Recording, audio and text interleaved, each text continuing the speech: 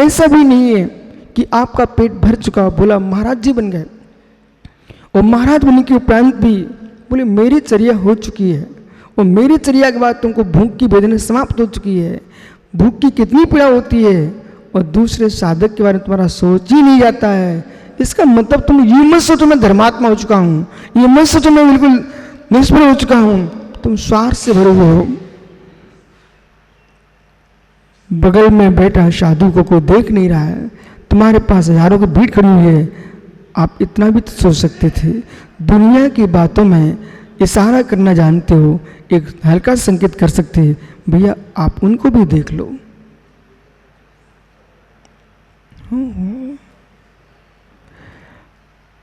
सोच कितना आपको गंभीर होना चाहिए है, सोच कितना पवित्र होना चाहिए है, और किसी पुस्तक को पढ़कर के अपना जीवन नहीं बदलना चाहिए। हाँ, अभी भूल में आप किसी पुस्तक को बदलकर अपना जीवन नहीं बदलना चाहिए, किसी पुस्तक को पढ़ के जीवन नहीं बदलना चाहिए, जीवन को पढ़कर के अपना जीवन बदलना चाहिए।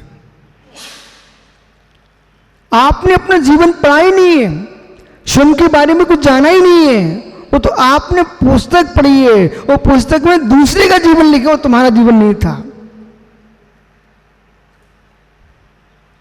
आप अपना जीवन परीक्षा कीजिए। पुस्तकों को पढ़ करके मित्र जानकारी लेना चाहिए, फिर अपने जीवन को बदलने की कोशिश करना चाहिए। दूसरे का जीवन चाहे पुस्तक से पढ़ के तुम जियो, चाहे दूसरे को देख करके जियो, वो बनावटी पनाही होगा।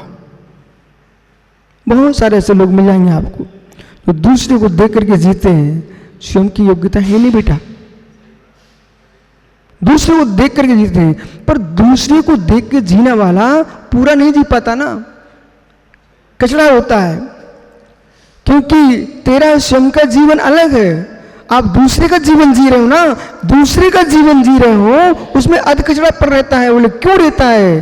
क्योंकि स्वयं के जीवन की वास्तविकता अलग है और दूसरे जीवन की बनावटीपना अलग है। मित्र, कहीं ना कहीं तुम्हारी सत्यता नजर आ जाएगी। उस स्वयं का जीवन कैसा होगा, दूसरे के जीवन जीने वाले की दशा में आपको बताता हूं। ये सौम्य सागर ने एक लाल गोली खाई बेटा, और जब स्कूलों में पहले एक लाल गोली आती थी, वो ऊपर से मीठी होती थी लेकिन अंदर बहुत कड़वी होती थी, बहुत कड़वी होती थी। यानी जो दूसरे को जीवन देकर के जीता है वो महात्मा समत्व सागर जी, वो कड़वी गोली के समान होता है। ऊपर से मालूम गोंद पाक, जानते हो गोंद पाक, ऊपर से मीठा रहता है, वो अंदर से दांतों के नीचे आया तो दांत और चिपका देता है। ओ हो गोंद पाक मित्र समझो। तो ऐसे ही जो व्यक्ति दूसरे का जीवन जीता है, अपना जीवन खो करके दूसरे का जीवन जीता है, उसका जीवन ऐसे होता है, ऊपर से शक्कर का कोटर है, मात्र ऊपर से लिपटी शक्कर है, अंदर तो तुम्हारा कड़वापन ही रहता है। इसलिए दूसरे का जीवन जीना नहीं चाहिए है। यदि आप अपना जीवन कड़वा भी जीते हो तो सही है, आपका स्वयं का जीवन कड़वा है तो सही है। बोले क्यों सही है? तुम्हारे लिए घाटा है लेकिन दूसरे के लिए मित्र फायदा है। कम से कम दूसरा भ्रम में तो नहीं आएगा। यदि तुम कड़वे हो, कड़वे ही रहो, तो तुम्हारे कड़वाहट को देख करके नीम को नीम मानता है आदमी, तो उससे कभी धोखा नहीं खाता है, सोच के ही खाता कि नीम कड़वा है, मुँह कड़वा होगा। यदि नीम के ऊपर मिश्री की शक्कर की चाशनी डाल दी जाए और कहें नीम मीठा है, मित्र ऊपर से मीठा लगेगा और जैसे पत्ते चबाएगा तो कड़वे हो जाएगा। ऐसी बनावटी जीवन, ऐसा ही जीवन होता है। किसी भी व्यक्ति के एक पक्ष का दृश्य देख करके और नकल करने बैठोगे तो तुम्हारा जीवन ऐसा ही होगा। तो जो तुम्हारे भूत को, जीवन को जानता है और जो वस्तु की अंदर की विषय को जानने की खोज करना जानता है, वो समझ जाएगा ये ऊपर की चाशनी अंदर कड़वा है। अपना जीवन जीना चाहिए, अपना जीवन जीना चाहिए, अपना जीवन जीना चाहिए। जो विश्व सागरी मित्र सामान्य विषय लग रहा है आपको, ये विषय बहुत गहरा है। अपना जीवन जियोगे तो तुम्हारी पहचान होगी, और दूसरे का जीवन जियोगे तो पहचान उसी की होगी तुम जिसका जीवन जी रहे हो।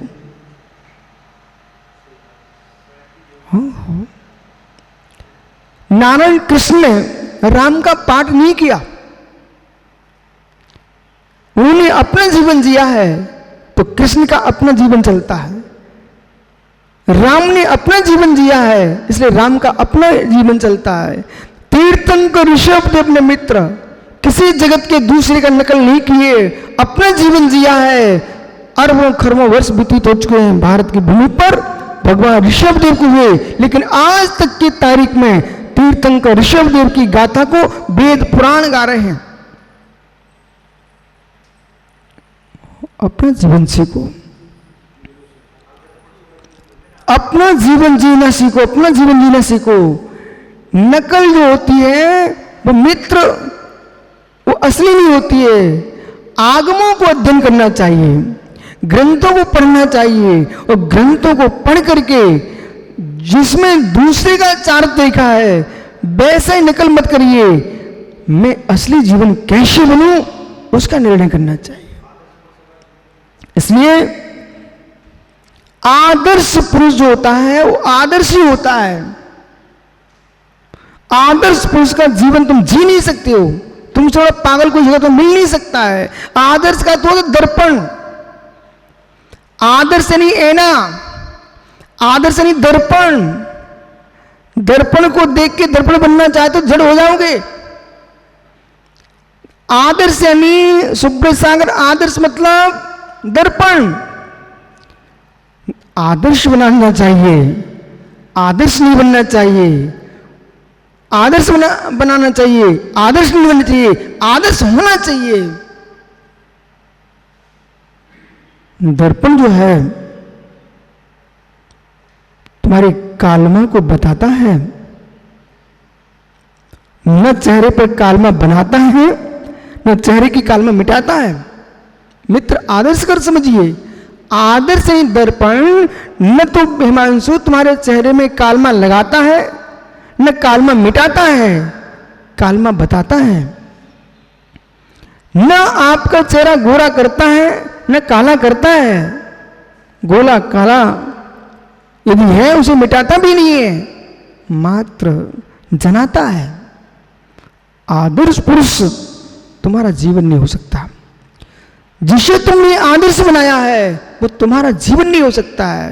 ओहो, जैनों के चिंतन कीजिए आप, भूतात्म पर जाके चिंतन कीजिए आप, वस्तु स्वभाव पर जाके चिंतन कीजिए आप। कहां तुम पागलपन के चिंतन में लग गए हो?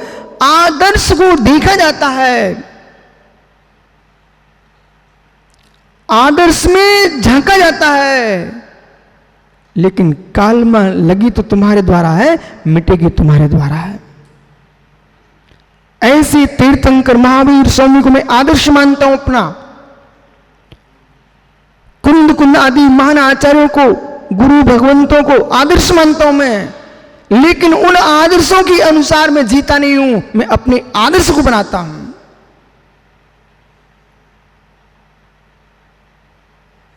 एकमात्र श्रवण संस्कृति ऐसी है जो स्वतंत्रता का बोध कराती है। जो आदर्शों पर जीते हैं वे दर दर पिटते हैं।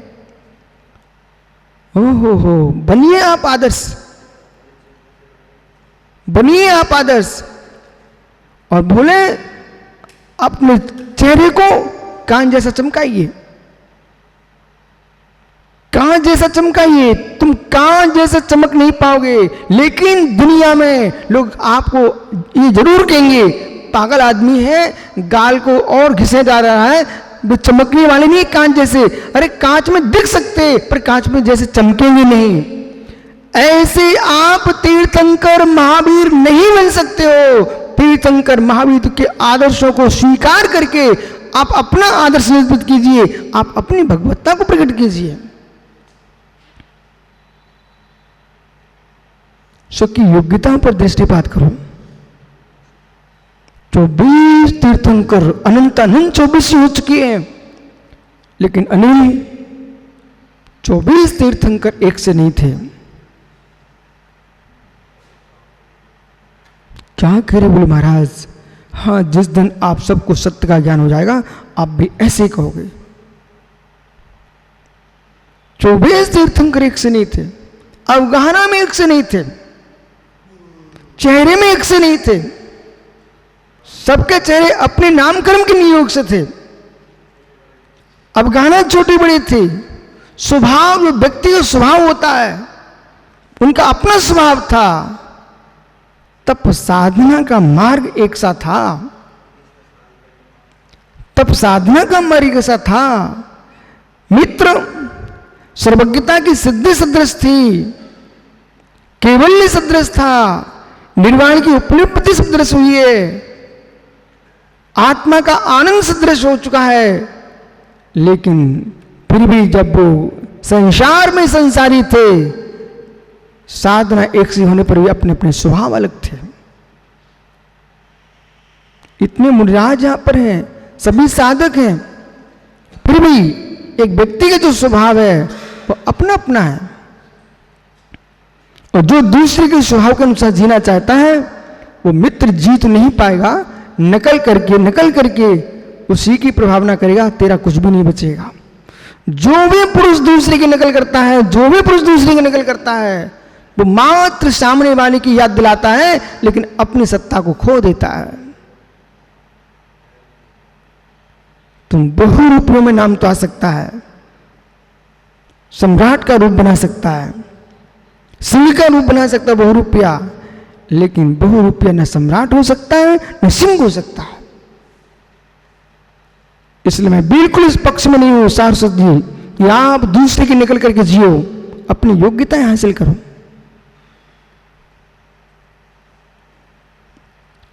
नीति सीखना चाहिए, न्याय सीखना चाहिए। किस देश की किस काल की क्या परिस्थिति थी, वो जीव किस अपेक्षा से जिए था, तुम वैसे जी नहीं सकते बेटा, नहीं जी सकते आप। नजदीक के भूत में जाइए, आचार्य आदि सागर, आचार्य शांति सागर, इन लोगों का जो समय था, सामाजिक स्थिति, राजनीतिक स्थिति, भूगोलिक स्थिति, मौसम की स्थितियां सब बदल चुकी हैं। और आप चाहो कि मैं भी वैसा बन के दिखाऊंगा, वैसे लोग भी तुम्हारे सामने चाहिए और वैसे तुमको भी होना चाहिए। श्रेष्ठ वही है जो वर्तमान में अपने आप को श्रेष्ठ बना ले। श्रेष्ठ वही है जो वर्तमान में अपने आप को श्रेष्ठ बना ले। इस रहस्य को समझिए। हो इतनी योग्यता हासिल करो विष्णु सागर जी, मित्र, इतनी योग्यता हासिल करो कि यहां पर कमेटी ने पूरी रोड पर फर्श कर दिया। इतनी योग्यता हासिल करो। बोला देखो तत्व को समझिए, हर जगह तत्व सीखना चाहिए। अनिल, कमेटी ने पूरे रोड बना दिया। मित्र, उसमें 2 दर्शन आप कीजिए। रोड के बीच में जहां उन्होंने सीमेंट किया है महात्मा जी, उसके ऊपर भी चींटियों ने अंदर से निकलकर अपना स्थान निकाल लिया है। और चींटियों को छोड़िए, वो तो 3 इंद्रिय जीव है, इन्होंने दबा दिया होगा बेचारियों को, लेकिन वो अंदर छुप गई। और जब उन्होंने इतनी योग्यता देखो कि सीमेंट और पत्थरों के बीच से वे अपने आप में वे कोमल शरीर वाले चींटियां धीरे धीरे अपने मुख से मिट्टी उठा उठा करके बाहर आ गई हैं। सामने देखो आप मित्र, बहुत सारी घास इन्होंने दबा दिए, लेकिन वो घास भी कोमल घास सीमेंट पत्थरों को मेरे पार करके बाहर दिखने लग प्रारंभ हो गई। अब यहाँ विषय पकड़िए, जो पत्थरों को नीचे दबकर भी अपने आप को निकाल लेता है वही हरा भरा दिखता है। संकटों के पहाड़ों को, विपत्तियों के पहाड़ों को, विषमताओं के पहाड़ों को, असम्मानों के पहाड़ों के, अनादरों के पहाड़ों को जो पार करके अपने आप को सामने जीवित रखता है वही महापुरुष हो सकता है।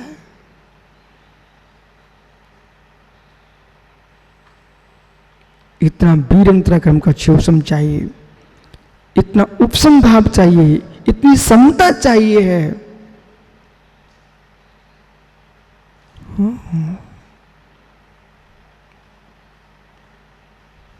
अध्ययन करते करते विषय पकड़ना भाई।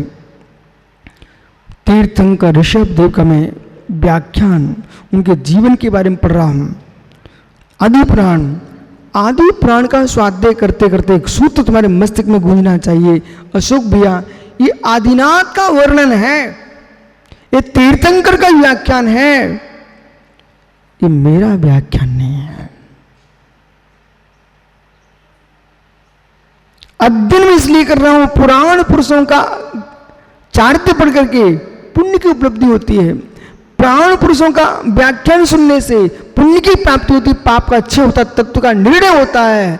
लेकिन पुण्य पुरुषों के व्याख्यान सुन करके, तत्व बोध करके निर्णय होने के बाद भी आपको निर्णय स्वयं के जीवन का ही करना पड़ेगा।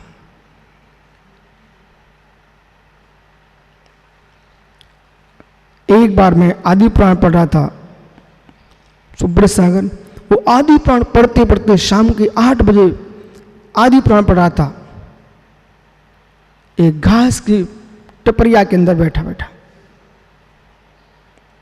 अंदर से एक सूत्र गूंजता है, बेटा ये ध्यान रखना, ये तीर्थंकर ऋषभ देव की व्याख्या है, ये आपकी व्याख्या नहीं है, ये आपकी व्याख्या नहीं है। इस व्याख्यान को पढ़िए, आप समझिए, लेकिन जब तक आप अपने जीवन में नहीं ढालोगे तब तक आप ऋषभ देव नहीं बन पाओगे।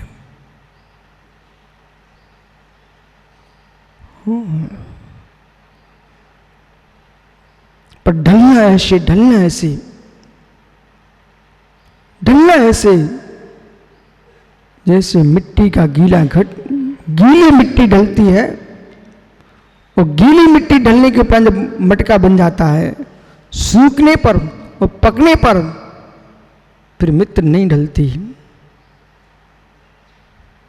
सीखो कुछ आशीष, गीली मिट्टी जब तक है तब तक ढलना चाहिए, और एक रूप में ढल जाए फिर मित्र पानी भरने के लिए कलश बनती रहता है, लेकिन बार बार नहीं ढलता। जो बार बार ढलता है वो कच्ची मिट्टी होती है, बार बार ढलता है वो कच्ची गीली मिट्टी होती है। गीली मिट्टी को आप कई बार मिटा के मटका बना सकते हो, खिलौना बना सकते हो। मित्र, जो व्यक्ति बार बार बदलता है अभी गीली मिट्टी का कच्चा घड़ा है। कभी ऐसा चिंतन जाए, कभी ऐसा चिंतन जाए, मतलब कच्चा घड़ा भी, सूखा भी नहीं है, अग्नि में तो पका ही नहीं है, लेकिन अभी धूप में भी नहीं सिका।